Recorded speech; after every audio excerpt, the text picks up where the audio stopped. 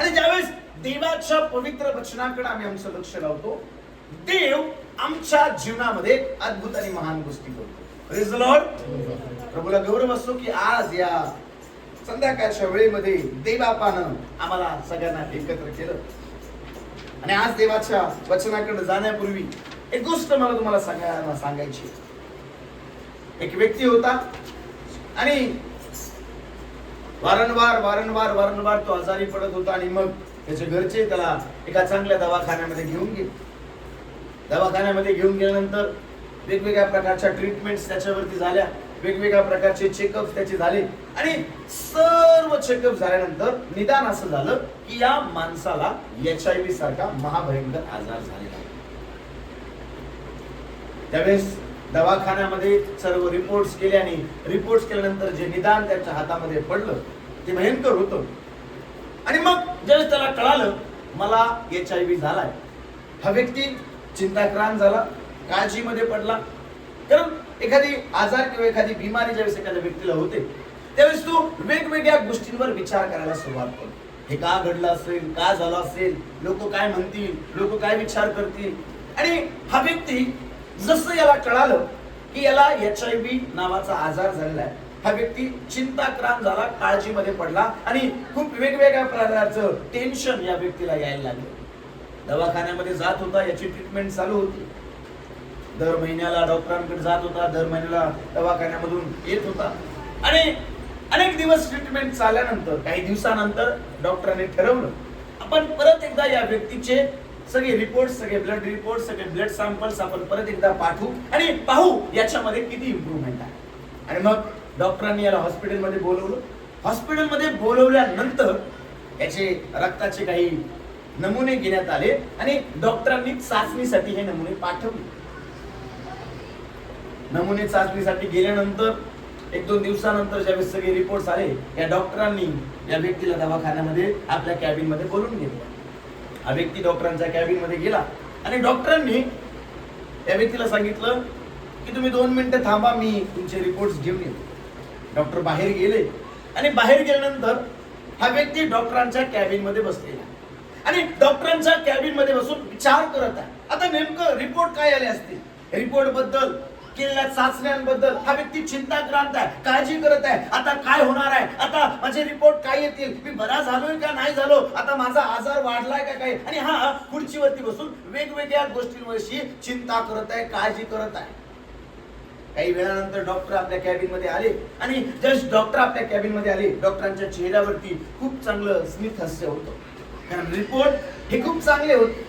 आणि डॉक्टरांना खूप आनंद झाला होता की त्यांनी जी ट्रीटमेंट या पेशंट वरती केली, ही ट्रीटमेंट या पेशंटला चांगल्या प्रमाणामध्ये रिकव्हर करणारी ट्रीटमेंट होती आणि या ट्रीटमेंट मुळे त्या व्यक्तीचा आजारच काय झाला, बरा झाला.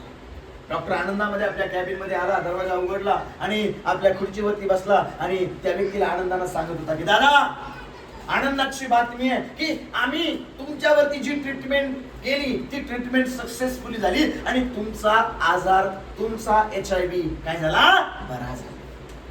डॉक्टरांनी पाहिलं मी यांच्याशी बोलत आहे, एवढा आनंदाने मी या गोष्टी यांना सांगत आहे, एवढी आनंदाची बातमी की एवढा महाभयंकर आजार या व्यक्तीच्या जीवनामधून निघून गेलाय, पण या व्यक्तीचे कुठलेच हावभाव नाही. आणि मग डॉक्टरनी सहज त्याचा हात हातामध्ये घेतला आणि ज्यावेळेस पल्स चेक करायला घेतली त्यावेळेस डॉक्टरांनी पाहिलं हा व्यक्ती जागेवरती त्या खुर्चीवरती मरण पावला.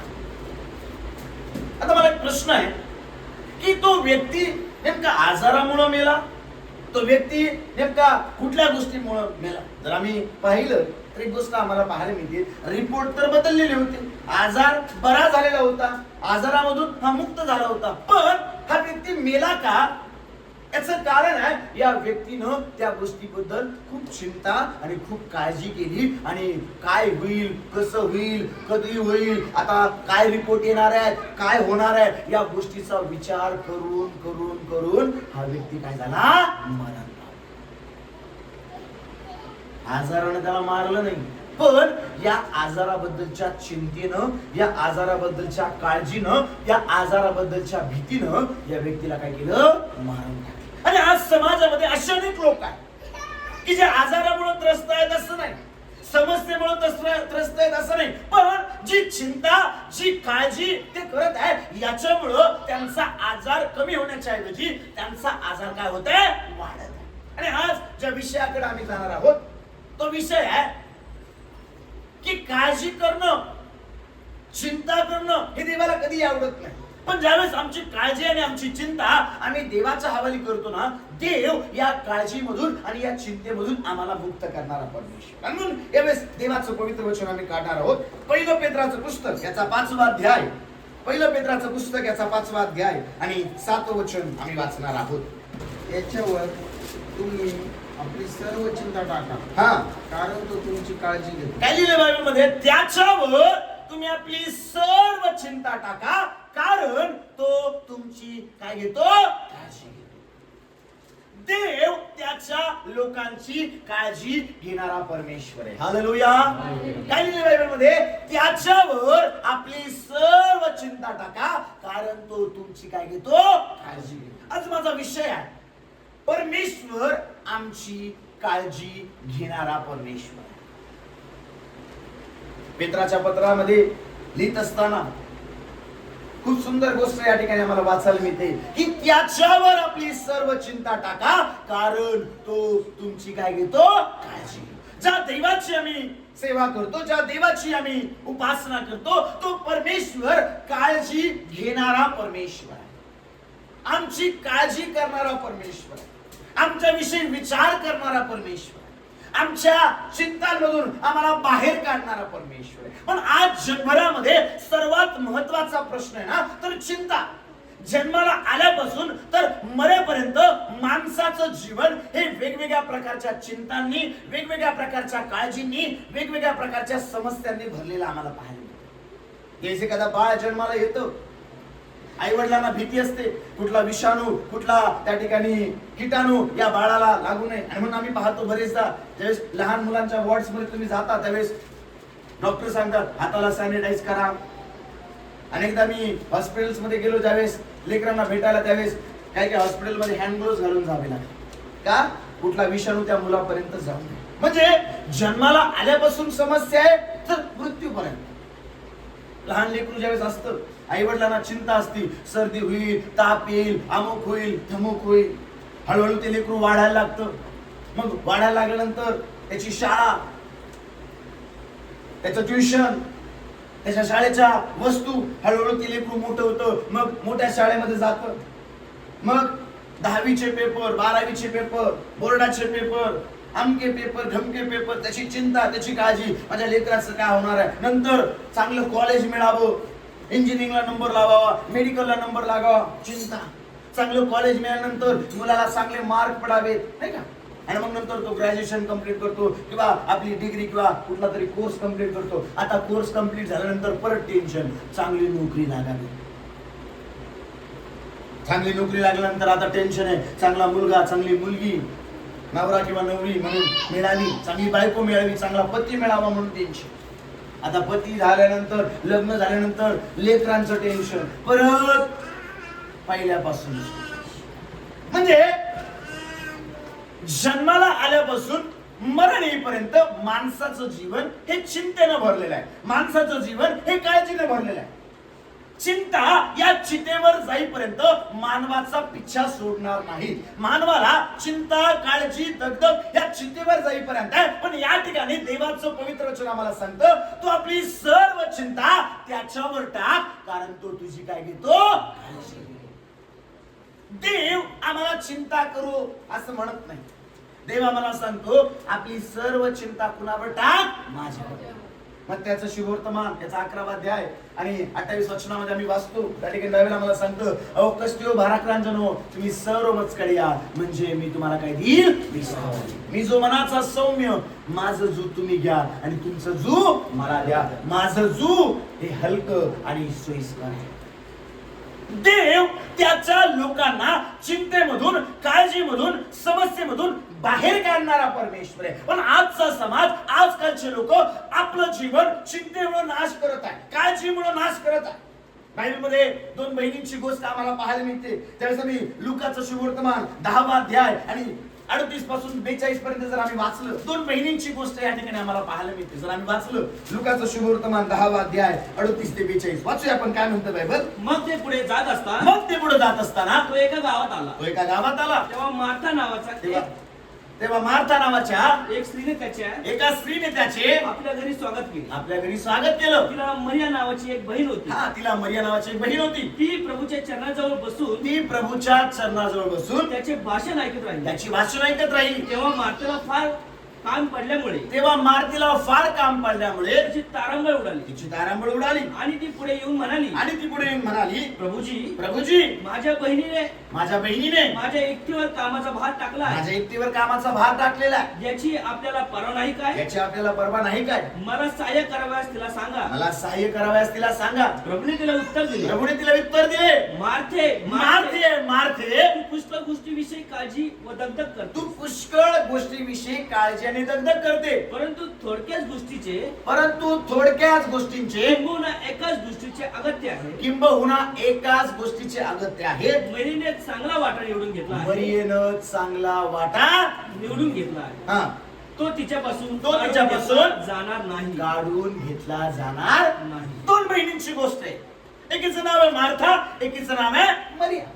मार्थेनं येशूचं आपल्या घरी मोठ्या उत्साहानं स्वागत केलं. आणि बायबल सांगतो तिलाच एक बहीण आहे जिचं नाव आहे मरिया.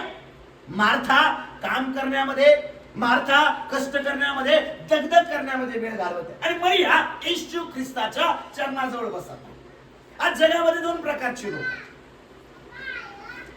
मार्थेचा स्वभाव असणारे, दुसरा मरियेचा स्वभाव असणारे. कायम दगदग, कायम चिंता, कायम काळजी. कुठेही तुम्ही जा त्यांच्या चेहऱ्यावरती कायम तुम्हाला 12 वाजलेली दिसतील. काय झालं?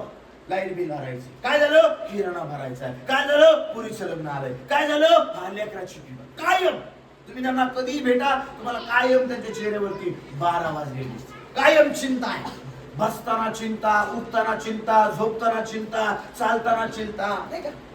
आता मार्था आणि मरियाच्या घरी येशू ख्रिस्त आलाय, आणि वचन आम्हाला सांगतो मरिया येशूच्या चरणाजवळ बसून येशू जे सांगत आहे ते भाषण ऐकत आहे, आणि मार्था कामामध्ये दंग आहे. मार्थेला वाटलं माझ्या घरी येशू आलाय, मग मी हे करू का, मी ते करू का, मी फलाना करू. आणि बायबल मध्ये आम्ही वाचतो मार्था येशू ख्रिस्ताकडे येऊन म्हणते माझ्या बहिणीनं कामाचा सगळा भार कुणावर टाकलाय? आता मार्था काम करण्यामध्ये व्यस्त आहे, आणि मरिया येशूच्या चरणाजवळ बसते. मार्था कामाबद्दल दगदग करत आहे, कामाबद्दल काळजी करत आहे. माझ्या लेकरांचं काय होणार, माझ्या बायकोचं काय होणार, माझ्या नवऱ्याचं काय होणार. आज अनेक लोक अशाच प्रकारच्या दगदगीमध्ये आहेत.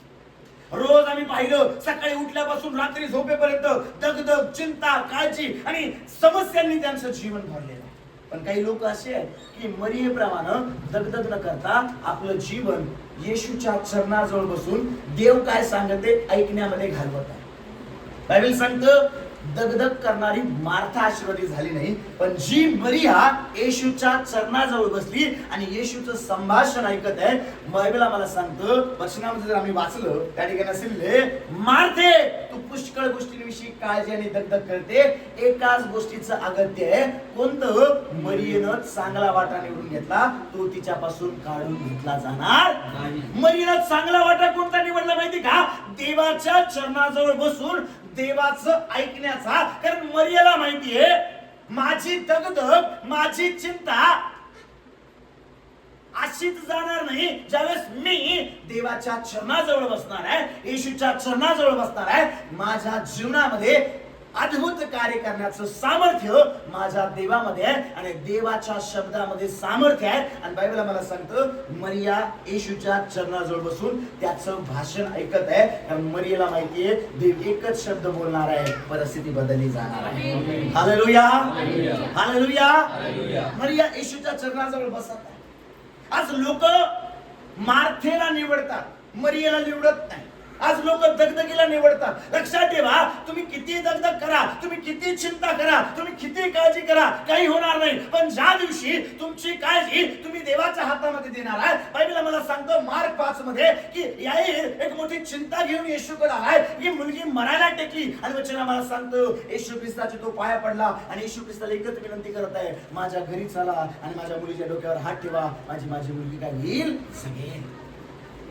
बायबल मला सांगतो येशूच्या चरणाजवळ आला, येशू ख्रिस्ताला शरण गेला आणि बायबल आम्हाला सांगतो येशू ख्रिस्ताला तो म्हणत आहे, माझ्या घरी चला, माझ्या मुलीला स्पर्श करा, माझ्या मुलीच्या डोक्यावर हात ठेवा, म्हणजे ती जगेल. आणि वचन आम्हाला सांगतो येशू आला आणि येशू म्हटला तरी थकून, आणि वचन आम्हाला सांगतो जी मुलगी मेली होती ती मुलगी जिवंत झाली. का? लक्षात ठेवा, ज्यावेळेस आम्ही देवाच्या चरणाजवळ येतो, ज्यावेळेस आम्ही देवाचं वचन ऐकतो, ज्यावेळेस आमचे कान देवाच्या वचनाकडे लागलेले असतात, ज्यावेळेस आमचं मन आम्ही सर्वस्वी देवाला समर्पित होतो, ज्यावेळेस आम्ही देवाला शरण जातो, वचन आम्हाला सांगतो स्तोत्र 118, 8 आणि 9 वचनामध्ये अधिपतींवर भरोसा ठेवण्यापेक्षा परमेश्वराला शरण जाणं हे चांगलं. आजकाल लोक याच्यावर भरोसा, त्याच्यावर भरोसा, पण कुणी कामाला येत नाही. पण ज्यावेळेस आम्ही देवाला शरण येतो, ज्यावेळेस आम्ही त्या मरियेप्रमाणे येशूच्या चरणाजवळ बसून येशू काय सांगत आहे हे ऐकण्यामध्ये वेळ घालवतो ना, लक्षात ठेवा देवाचा जो ऐकतो ना, देव त्याच्या जीवनामध्ये महान काम करतो. Hallelujah, hallelujah, hallelujah. हालेलुया. आजकाल लोक चिंतेमध्येच आपलं आयुष्य घालवतात. मार्था आशीर्वादित झाली नाही, आशीर्वादित कोण झाली माहिती का? मरिया. कारण मरिया कुणाचं ऐकत होती? लोक दगदग काय करतात माहिती का? लोक चिंता का करतात माहिती का? लोक काळजी का करतात माहिती का? लोक देवाचं कमी आणि जगाचं जास्त आहे. बायबल आम्हाला सांगतो निर्गमाचं पुस्तक 14 अध्यायामध्ये वचन आम्हाला सांगतं देवानं मोशेच्या द्वारे इस्रायल लोकांना त्या 400 वर्षाच्या फारोच्या गुलामगिरीमधून काय केलं? बाहेर आणलं. देवानं या लोकांसमोर मोठमोठे चिन्ह आणि चमत्कार केलेत आणि फारोच्या तावडीमधून अनेक पीडा फारोला आणि मिस्री लोकांना देऊन देवानं इस्रायल लोकांना काय केलं? बाहेर आणलं. आता बाहेर आणल्यानंतर वचन आम्हाला सांगतं फारो आपलं सैन्य घेऊन इस्रायल लोकांच्या पाठीला लागला. वचन आम्हाला सांगतं इस्रायल लोकांनी पाहिलं, निर्गम 14 मध्ये तुम्ही नंतर वाचू शकता, सगळेजण घाबरून गेले. वचन आम्हाला सांगतो मोशेला बोलायला लागले की आम्हाला काही कबरा नव्हत्या का, आम्ही तिथंच मेलो असतो तर बरं होतो. चिंता करायला लागले, काळजी करायला लागले, कारण त्यांच्या समोर एक मोठी समस्या आहे, तांबडा समुद्र, पाठीमागं फारोचं सैन्य आहे, दोन्ही बाजूला डोंगर आहे. आता जाणार तर जाणार कुठं? पण बायबल आम्हाला सांगतो या ठिकाणी एक देवाचा दास आहे. निर्गम 14 मध्ये आणि 14-15 मध्ये आम्ही ज्यावेळेस वाचतो, मोशे त्या ठिकाणी शांत बसलाय. मोशे त्या लोकांना म्हणत आहे तुम्ही शांत राहा, परमेश्वर आज तुमच्यासाठी लढेल. आणि वचन आम्हाला सांगतं परमेश्वर मोशेला म्हणाला माझा धावा करत का बसलाय? आपली हातामध्ये जी काठी आहे ती काठी घे आणि समुद्रावर उगार, आणि समुद्राचे 2 भाग झाले. लक्षात ठेवा लोक बडबड करत होते, मोशे प्रार्थना करत होता. यांच्या बडबडीने समस्येतून समाधान झालं नाही, यांच्या चिंतेमुळे समस्येतून मार्ग निघाला नाही. त्याच्यावेळेस मोशे देवाचा धावा करत बसला. देवानं मोशेला सांगितलं काठी घे, समुद्रावर उगार, आणि जशी काठी घेतली, लक्षात ठेवा काठी छोटी असेल पण ज्यावेळेस काठी घेतली आणि समुद्रावर उगारली, समुद्राचे 2 भाग झाले आणि इस्रायल लोक कोरड्या भूमीमधून चालत चालत लाल समुद्र पार करून परत गेले. आणि देवानं इस्रायल लोकांना त्या मिस्री लोकांच्या तावडीतून बाहेर काढलं. का? मला तुम्हाला सांगू द्या, चिंता करणाऱ्या लोकांच्या जीवनामध्ये कार्य घडत नाही, पण जी लोक देवाच्या चरणाजवळ बसतात, जी लोक प्रार्थना करण्यामध्ये वेळ घालवतात आणि जी लोक देवाचं ऐकण्यामध्ये वेळ घालवतात ना, देव त्यांच्या जीवनामध्ये अद्भुत चमत्कार आणि अद्भुत साक्ष तयार करायला सुरुवात करतो. Hallelujah, hallelujah. आज आम्ही जगाचं भरलोय, अयो काय होणार, कसं होणार, कोरोना आला, आमका आला, धमका आला, येऊ द्या ना, काय यायचं. देव तुमच्या बरोबर, काळजी कशाला करता? जीवन आहे, या जीवनामध्ये वेगवेगळ्या प्रकारच्या चढ उतारांमध्ये आम्हाला जावं लागणार आहे, वेगवेगळ्या प्रकारच्या समस्यांमधून आम्हाला जावं लागणार आहे. पण दावीद म्हणतो मृत्यूशाहीच्या दरीतून मी जात असलो तरी कसल्या अरिष्टाला भिणार नाही. का? कारण माझ्या बरोबर कोण आहे? देव. आम्हाला माहिती बरं का देव आमच्या बरोबर आहे, पण आम्ही विसरून जातो.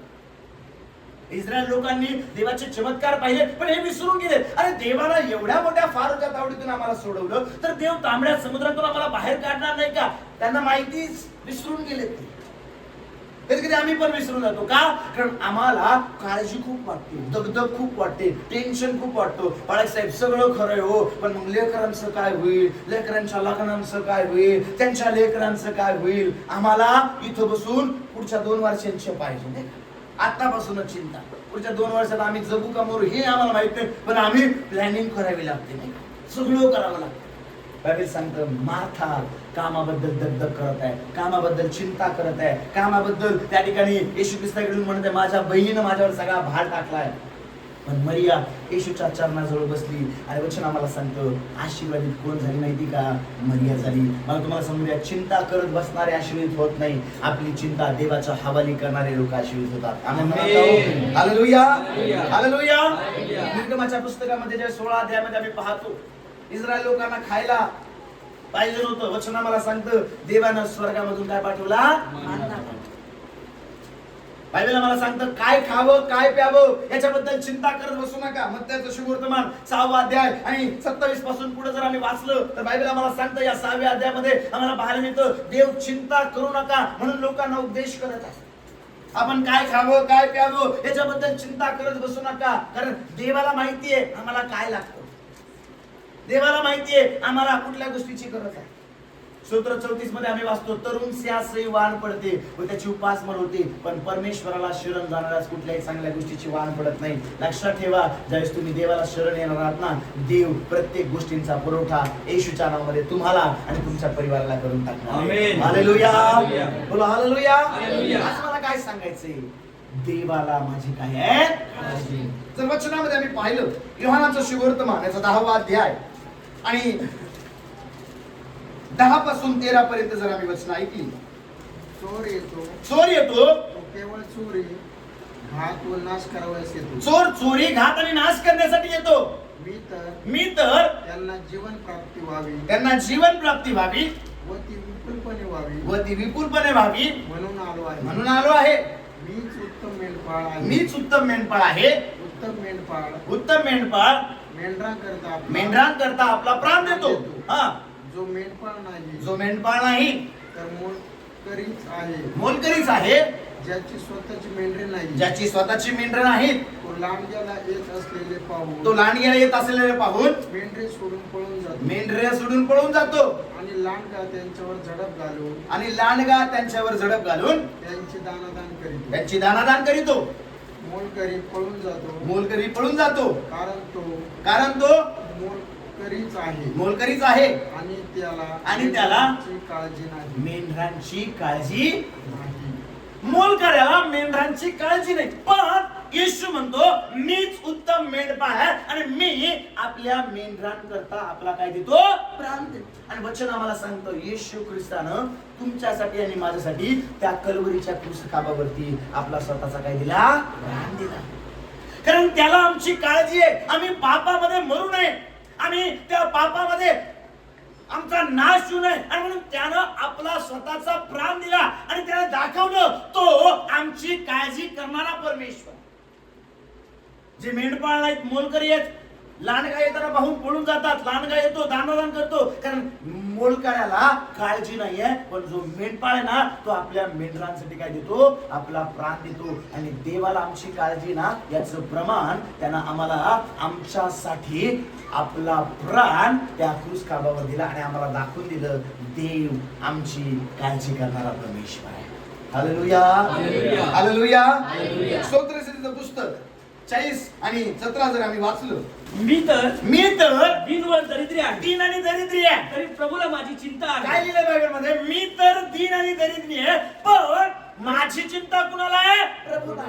लक्षात ठेवा, तुमची आणि माझी चिंता करणारा परमेश्वर आहे. आम्ही म्हणालो आमेन. तुमची आणि माझी चिंता करणारा कोण आहे? परमेश्वर. आणि एकदा मी लोकांना बोलताना पाहतो, माझ्या नवऱ्याला माझी काळजी नाही, माझ्या बायकोला माझी काळजी नाही, माझ्या लेकरांना माझी काळजी नाही, माझ्या कामामधल्या लोकांना माझी काळजी नाही, माझ्या मालकाला माझी काळजी नाही. लक्षात ठेवा, जगाला तुमची किती काळजी असेल ना, ती काळजी काही वेळ, काही काळ, काही समय राहणार आहे. आणि जगानं तुमची किती जरी काळजी केली तरी काही फायदा नाही. पण ज्या दिवशी देव तुमची काळजी करायला सुरुवात करणार आहे ना, तुमच्या जीवनामध्ये लागणाऱ्या प्रत्येक गोष्टी तुम्ही येशूच्या नावामध्ये मिळवणार आहात. आमेन म्हणालो.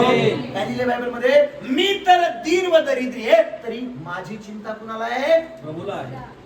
देवाला आमची चिंता आहे. बोला हालेलुया, हालेलुया. त्यावेळी सांगतो मागण्या आणि कल्पनांपेक्षा अधिक देणारा परमेश्वर. त्याला माहिती आहे आम्हाला काय पाहिजे, त्याला माहिती आहे आम्हाला कुठल्या गोष्टीची गरज आहे, त्याला माहिती आहे आता आम्हाला काय द्यायचंय, आणि वेळेनुसार तो प्रत्येक गोष्ट आम्हाला देत राहतो. वेळेच्या आधी कधी तो देणार नाही, वेळेनुसार बरोबर जसं आई वडील आपल्या मुलाला वेळेनुसार देतात. कधी कधी बघा लहान मुलं हट्ट करतात, मला हे पाहिजे, मला हे पाहिजे, मला हे पाहिजे. कधी कधी आई वडील त्यांना घेऊन देत नाही. काय घेऊन देत नाही? कारण आई वडिलांना माहितीये ही वस्तू या वयास योग्य नाही, काही वर्षानंतर घेऊन दे. जर 10 वर्षाचा मुलगा मला म्हटला एखाद्या आई वडिलांना मला आत्ताच्या आत्ता 4 व्हीलर घेऊन द्यायची, आई वडील घेऊन देतील का त्याला? नाही. काही काही आई वडील घेऊन पण देतील. पण काही दिवसानंतर त्या आई वडिलांना ऐकली की त्या मुलाला काय झाला, ऍक्सिडेंट झाला आणि तो मुलगा सांग. कारण भारताला नियम बनवलाय 18 वर्षानंतर तुम्हाला ड्रायव्हिंग लायसन्स मिळेल आणि 18 वर्षानंतर तुम्ही आपली गाडी काय करू शकता, चालू शकता. पण प्रेम नाही का जास्त आणि मग घेऊन देईल. पण काही काही आई वडील म्हणतात थांब देतो देतो आणि मग वेळेनुसार गरजेनुसार त्याची प्रत्येक गरज त्याला देतात. आमच्या स्वर्गीय पित्याला माहिती हो आम्हाला काय पाहिजे, कारण आमच्या मागण्या कल्पनांपेक्षा तो काय करतो, प्रभूला माझी काय आहे चिंता आहे. जगाला नसू द्या हो. कधी कधी आम्ही ओरडत राहतो मला माझी कुणालाच काळजी नाही, माझी कुणालाच चिंता नाही. नसू दे, देवाला तुझी चिंता आहे. आणि जर देव तुझी चिंता करतो ना, देव सगळ्या गोष्टींची पुरवठा आणि सगळ्या गोष्टींची उपलब्धी येशूच्या नावामध्ये तुम्हाला येस, करणार. Amen. Hallelujah, hallelujah. Hallelujah. Hallelujah. देवाला तुमची काय आहे चिंता. देव काळजी घेणारा परमेश्वर आहे. मग आम्ही काय चिंता करत बसलो, आम्ही का काळजी करत बसलो, आम्ही का तकतकीमध्ये जीवन जगत बसलो. पहिले राजाचं पुस्तकाचा 17वा अध्याय आणि 8 पासून पुढे जर आम्ही वाचलं, बायबल आम्हाला सांगतो एका विधवा स्त्रीची गोष्ट आहे. बायबल आम्हाला सांगतो एलियाला देवाचं वचन प्राप्त झालं की सारफत नगरामध्ये जा आणि तुझी काळजी घेण्यासाठी एका विधवेची मी नेमणूक केली. वचनामध्ये जर आम्ही पाहिलं, एलिया ज्यावेळेस सारफत नगरामध्ये गेला त्यावेळेस त्यानं ती विधवा पाहिली जी काटक्या गोळा करत आहे. तिच्या परिस्थितीकडे पाहून एलिया पहिल्यांदा तिला मनाला घाबरला की मस्साठी भाकर घेऊन ये. एलिया तिला म्हणतो मस्साठी काय घेऊन ये, पाणी घेऊन. पण भूक जास्तच होती म्हणून एलिया काय म्हणतो, येताना भाकरीचा काय घेऊन ये, तुकडा घेऊन. ती विधवा स्त्री म्हणते माझे स्वामी माझ्याजवळ पीठ नाही, थोडस पीठ आणि थोडस तेल आहे आणि आम्ही त्याची भाकर करू आणि आम्ही खाऊ आणि मरू. म्हणजे उद्या खायला आमच्याकडे काहीच नाही. कारण त्या काळामध्ये त्या राज्यामध्ये त्या देशामध्ये दुष्काळ पसरलेला, खाण्याचे वांदे. एलियाला देवाचं वचन प्राप्त झालं, जा तुझी काळजी घेण्यासाठी एका स्त्रीची मी काय केली, नेमणूक केली. एलियाला वाटलं आता मी जंगलामध्ये होतो, या गुहेमध्ये होतो त्यावेळेस रोज सकाळी संध्याकाळी कावळा येऊन भाकर आणि मांस देत होता. आता कावळा नाही, आता देव म्हणते एका विधवेची मी निवड केली, याच्यापेक्षा काहीतरी चांगलं असणार आहे. एलिया बाहेर पडला आणि जेव्हा सारफत नगरामध्ये गेला त्यावेळेस ही स्त्री काटक्या गोळा करताना त्याला पाहिली. हिची परिस्थिती अशी होती की ती थोड्याच काटक्या गोळा करत होती. एलिया तिला म्हणतो माझ्यासाठी भाकरीचा तुकडा घेऊन ये. लक्षात ठेवा आता हिचेच खायचे वांदे. उघड्या शेजारी नागडं गेलं आणि थंडीने कुरकुरून गेलं. परिस्थिती अशी आहे की मी खाऊ का एलियाला देऊ. पण बायबल आम्हाला सांगतं एलिया तिला म्हणतो बाई मी सांगतो ते कर. ती बहीण गेली, हिने भाकर बनवली आणि भाकर बनवून भाकर घेऊन एलियाकडे ती आली. आता हिच्या मनामध्ये वेगवेगळे प्रश्न आहेत. माझा मुलगा काय खाईल, मी काय खाऊ, आता भाकर नाही आम्ही मरून जाणार. वेगवेगळे प्रश्न आहेत. नेमकं एलियाला देऊ, आम्ही खाऊ. पण या सगळ्या गोष्टींना तिने बाजूला केलं आणि ती भाकर तिने घेतली आणि ती एलियाला नेऊन दिली. मुलाचा विचार केला नाही, स्वतःचा विचार केला नाही, सगळ्या चिंतेला काळजीला तिने बाजूला केली आणि देवाच्या सेवकाचं तिने ऐकलं. आणि वचन आम्हाला सांगतं एलियाने ती भाकर खाल्ली आणि वचनामध्ये आम्ही पाहतो दुष्काळ संपेपर्यंत तिचं पिठाचं मडकं आणि तिची तेलाची कुपी संपली नाही. देवबापानं दुष्काळ संपेपर्यंत तिचा पुरवठा केला. का माहिती का, तिनं चिंता बाजूला केली आणि देवाच्या सेवकानं जे सांगितलं ते केलं. आज अनेक लोक आशीर्वादित का होत नाही माहिती का, आज स्वतःच्याच गोष्टीला धरून बसले. माझ्याकडे थोडं आहे, माझ्याकडे थोडं आहे, माझा पगार थोडा आहे, माझं ज्ञान थोडं आहे, माझी बुद्धी थोडी आहे, माझी ताकद थोडी आहे. लक्षात ठेवा तुमचा आणि माझा पगार थोडा असेल, तुमच्या आणि माझी बुद्धी थोडी असेल, तुमच्या आणि माझी ताकद कमजोर असेल, पण ज्या देवाची आम्ही सेवा करतो तो परमेश्वर मोठा आहे. 5 भाकरीमध्ये 5000 लोक जेवून 12 टोपल्या उरणारा आशीर्वाद देणारा माझा स्वर्गीय परमेश्वर. हालेलुया. एक भाकर दिली आणि 3.5 वर्षाचा पुरवठा मिळवला. किती भाकर दिली? एक भाकर. आज आम्ही ह्या चिंतेमध्ये काय करायचं, कसं करायचं. लक्षात ठेवा जगाची चिंता करत बसू नका. लेकरांची चिंता करत बसू नका, शिक्षणाची चिंता करत बसू नका, काय होईल पुढची चिंता करत बसू नका, पण प्रार्थना करत देवाच्या चरणाजवळ वेळ घालवा आणि देव सांगतो ते करायला सुरुवात करा. मी तुम्हाला सांगतो येशूच्या नावामध्ये तुमचा पुरवठा देव आजपासून करायला सुरुवात करणार आहे. आणि ज्या दिवशी तुम्ही देवाचं ऐकणार आहात, देव अद्भुत रीतीने सगळ्या गोष्टी आमच्यासाठी पाठवून देणार आहे. Hallelujah, hallelujah.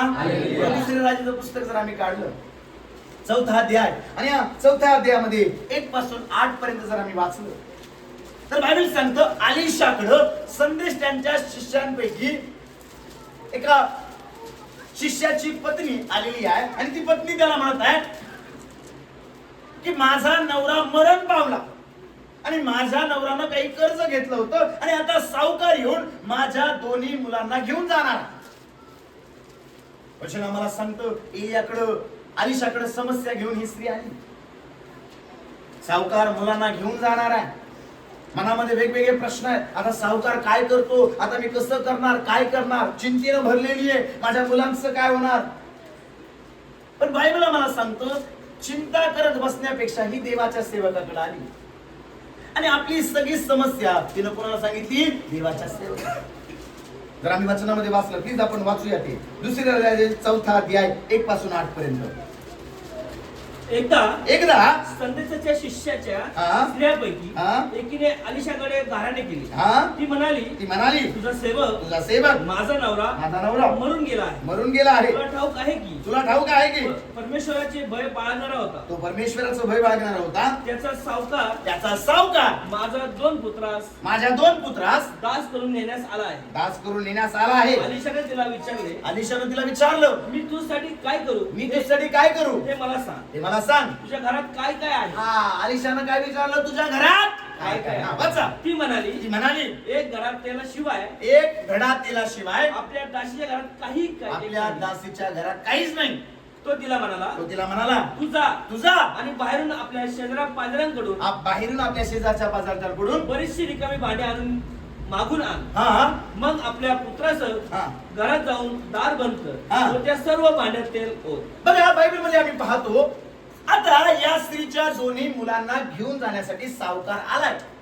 तुम्ही आणि मी असतो तर आम्ही रडत बसतो असतो, चिंता करत बसतो असतो, आता काय करायचं, याच्याकडे जा त्याच्याकडे जा. पण या स्त्रीनं काय केलं, सगळ्या गोष्टींना बाजूला केलं आणि अलिशाकडे ती गेली आणि अलिशाला सांगत आहे आता मी काय करू. देवाच्या सेवकाकडे ती गेली आणि देवाच्या सेवकाने तिला विचारलं तुझ्याकडे काय आहे, तुझ्याकडं ती काय म्हणती, एक घडा भरून केल्याशिवाय आपल्या दासीजवळ काहीच नाही.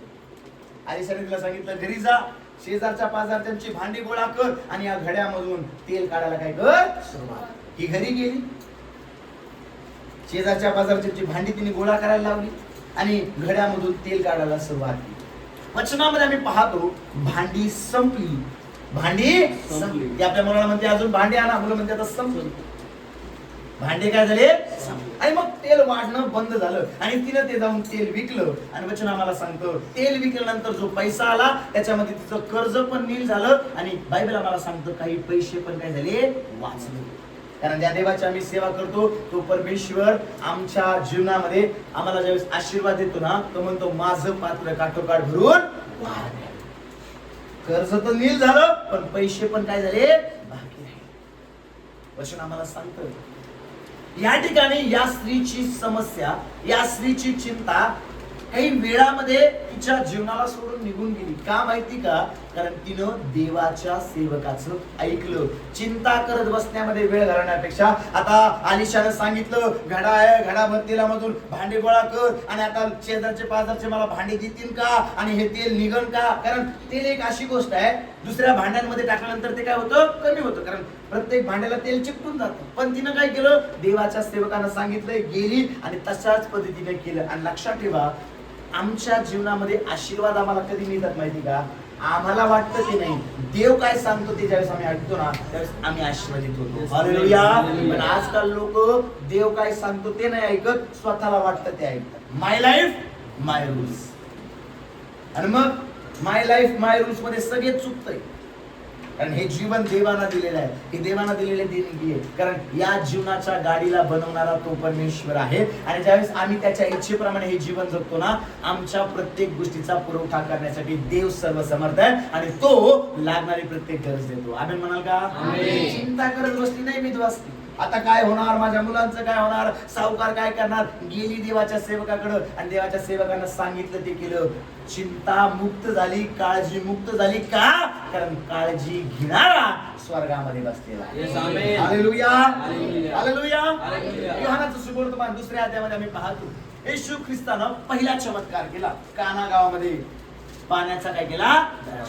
पण ज्यावेळेस आम्ही 3रं वचन वाचतो ना, योहानाचं सुवर्तमान 2 अध्याय 3रं वचन, ऐका. मग द्राक्षरस संपला. मग द्राक्षरस संपला. तेव्हा येशूची आई त्याला म्हणाली, तेव्हा येशूची आई त्याला म्हणाली, त्यांच्याजवळ द्राक्षरस नाही. त्यांच्याजवळ द्राक्षरस नाही. येशू तिला म्हणाला, येशू तिला म्हणाला, बाई, बाई, याच्याशी तुझा माझा काय संबंध? याच्याशी तुझा माझा काय संबंध? माझी वेळ अजून आली नाही. माझी वेळ अजून आली नाही. त्याची आई चाकरांना म्हणाली, त्याची आई चाकरांना म्हणाली, हा तुम्हाला जे काही सांगेल ते हा करा. तुम्हाला जे काही सांगेल ते करा. ते पाण्याचे 6 दगडी रांजण हा. युदाच्या शुद्धीकरणाच्या रीतीप्रमाणे हा. ठेवलेले होते. बघा, द्राक्षरस संपला. येशूच्या आईला ज्यावेळेस कळालं ना, वचन आम्हाला सांगतं, येशूच्या आई येशूकडे गेली आणि तिनं कुणाला सांगितलं? येशूला, की त्यांच्या जवळ द्राक्षरस नाही. येशू म्हणतो, बाई याच्याशी माझा काय संबंध? पण वचनामध्ये आम्ही पाहतो पुढं, येशू ख्रिस्तानं त्या सेवकांना सांगितलं, रांजण पाण्यानं भरा. आणि ज्यावेळेस रांजण पाण्याने भरले आणि भोजन कारभाराला ते पाणी नेऊन साकलं, त्यावेळेस भोजन कारभारानं त्याची स्तुती केली की आतापर्यंत चांगला द्राक्षरस तुम्ही ठेवलेला आहे. आणि येशू ख्रिस्तानं आपल्या चमत्काराचा, आपल्या चिन्हाचा प्रारंभ या ठिकाणी केला. मला एक महत्वाची गोष्ट तुम्हाला सांगायची, येशू ख्रिस्ताची आई बेधडक गेली आणि काय म्हणते, यांच्या जवळ काही नाही द्राक्ष. कारण तिला माहितीये, चिंता करत बसण्यात, इवळण्यात, रडण्यात वेळ घालवण्यात काही फायद्याचं नाही. पण ज्यावेळेस आम्ही येशूला माझी समस्या सांगणार आहोत ना, ज्यावेळेस आमची समस्या आम्ही रडण्यापेक्षा, चिंता करण्यापेक्षा देवाला सांगणार आहोत ना, आमच्या समस्यांमधून देव आम्हाला बाहेर काढणार आहे आणि पाण्याचा पण द्राक्षरस होणार आहे. हालेलुया. कारण देवाला सगळं काय आहे शक्य आहे. येशूनं सांगितलं, त्या लोकांनी ऐकलं आणि पाण्याचा पण काय झाला? आज काय माहिती का, आमची समस्या, याला सांग, त्याला सांग, त्याला सांग, त्याला सांग. आजकाल समाजामध्ये तुम्ही पाहाल, इथं बसलेल्यांना जरी मी प्रश्न केला, मीठ किती लोकांच्या घरी आहे? सगळ्यांच्या हातवरती. मलम किती लोकांच्या घरी आहेत? 1-2 लोकांच्या हातवरती. का? कारण आमच्या जखमेवर चोळायला प्रत्येक घरामध्ये मीठ आहे, पण आमच्या जखमेवर चोळायला मलम काही लोकांकडेच आहे. आणि लक्षात ठेवा, लोक हसून ऐकतील, रडून सांगतील, रडून ऐकतील, हसून सांगतील. पण ज्यावेळेस तुम्ही देवाजवळ रडाल ना, तो हन्नेप्रमाणे येशूच्या नावात तुम्हाला आशीर्वाद देईल. हन्ना रडत होती, देवाने तिला काय केलं? आशीर्वादित केलं. कारण बायबल सांगतं, देव आमचं दुःख कशामध्ये बदलणार आहे? आज आपली समस्या देवाला सांगणारी लोक बघा. चिंता करत वेळ घालू नका, काळजी करत वेळ घालू नका, टेन्शन घेत वेळ घालू नका. का? कारण चिंता करण्यानं काही होणार नाही, काळजी केल्यानं काही होणार नाही. पण ज्यावेळेस तुम्ही तुमची चिंता देवाच्या हातामध्ये देणार आहात, ज्यावेळेस तुम्ही चिंता देवाच्या हवाली करणार आहात, तो देव तुमच्या चिंतेमधून तुम्हाला बाहेर काढणार आहे. आज वचनामधून मला तुम्हाला सांगायचं,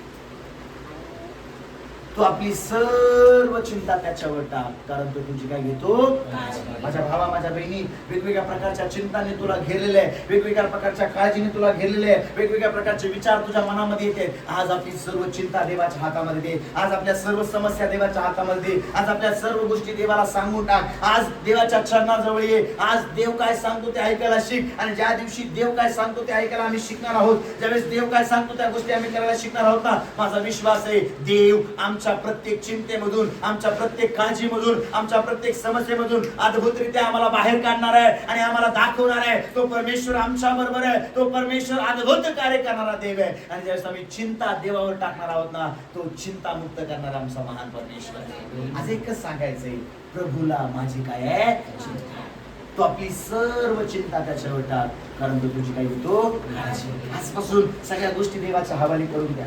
आजपासून देवाच्या हातामध्ये प्रत्येक गोष्ट समर्पित करा आणि टेन्शन मुक्त होऊन जा. आणि आज देवाला म्हणा, प्रभू तू कर. माझ्या जीवनामध्ये मी अनेकदा पाहतो, समस्या येतात, अडचणी येतात, मी प्रार्थना करतो, देवाच्या हवाली सोडून मी चिंतामुक्त होऊन जा. मी विचार पण करत नाही, अपेक्षा पण करत नाही आणि प्रार्थनेच्या उत्तराची मी वाट पण पाहत नाही. म्हणतो प्रभू मी तुझ्या हातामध्ये, आणि देव केलेल्या प्रार्थनेचं काय देतो? उत्तर देतो. चिंता करत बसायचंच नाही, कारण आमच्या चिंतांमधून आम्हाला बाहेर काढणारा परमेश्वर. त्यावेळी सांगतो त्या फुलांकडे पहा, आज जे आम्हाला चांगली फुलं देते उद्या ते भट्टीमध्ये टाकली जाणार. आमचं आयुष्य पण आम्ही वाढवू शकत नाही. चिंता करून आम्ही आमचं आयुष्य वाढवू शकत नाही, तर उलट चिंता करून आम्ही आमचं आयुष्य घटू शकतो. पण ज्या दिवशी आम्ही चिंता देवाच्या हवाली करणार आहोत ना, प्रभूला माझी चिंता आहे आणि तो माझ्या चिंतेतून मला मुक्त करून माझी काळजी वाहणारा परमेश्वर. आज आपल्या सर्व चिंता त्याच्या हवाली करा.